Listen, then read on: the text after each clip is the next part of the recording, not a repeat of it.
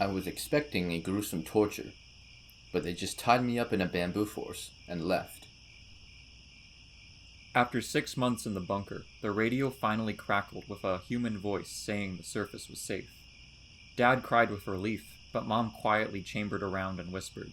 It learned English. Come on, dude. The worst you can say is no, he said. Turns out, her saying yes was worse. Thank God I found a loose door from the shipwreck on which to float. But after a few days adrift, I've become terrified of whatever periodically knocks 3 times on the other side and tries the handle. The sub reached the bottom of the trench, where they discovered a door on the ocean floor. It was locked from the other side. I was tired of living, so I found the tallest building downtown and jumped off of it. I closed my eyes as I fell, and kept falling until a man caught me and announced, "It's a boy!" I can't kill my own baby. I'm her mother. I've tried everything. 15 people dead in 4 days. We need to stop whatever this is. It started with this lone victim, then the next day this couple, then the family of 4. Wait a second, the lead detective said, as the news of 16 more victims came in.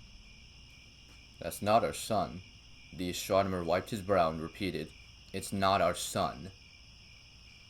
I would have burned in that house fire, if not for the man with dazzling wings and jewels for eyes. I want to believe he's my guardian angel, but there's nothing holy about the way he demands I pay my debt. The 911 operator kept me calm as footsteps circled my bed in the dark and promised officers had already entered the house. The whisper beside my ear thanked me for keeping her on the line. Drenched in sweat and trapped in this intimate embrace, one thought races through my mind. I'm not as good a caver as I thought. My downstairs neighbor was convinced a face was forming in the water stain on her ceiling, so I went down to check. She fainted the moment she saw me, finally recognizing the face that had been watching her for months.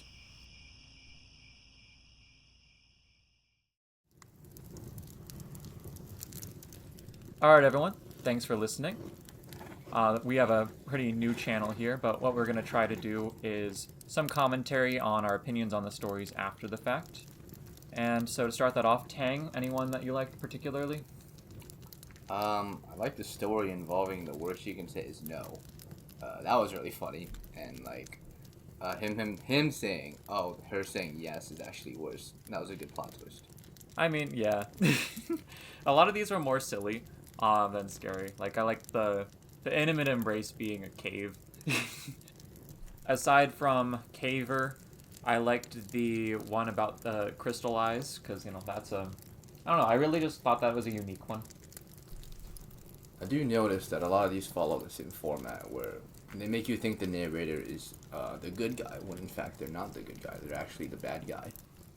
I was telling you earlier, but, there's, the creature format where it's like, oh, all was going normal until the creature showed up.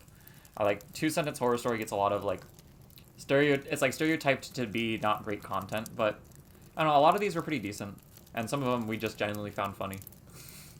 Yeah. I love how just straight to the point they are.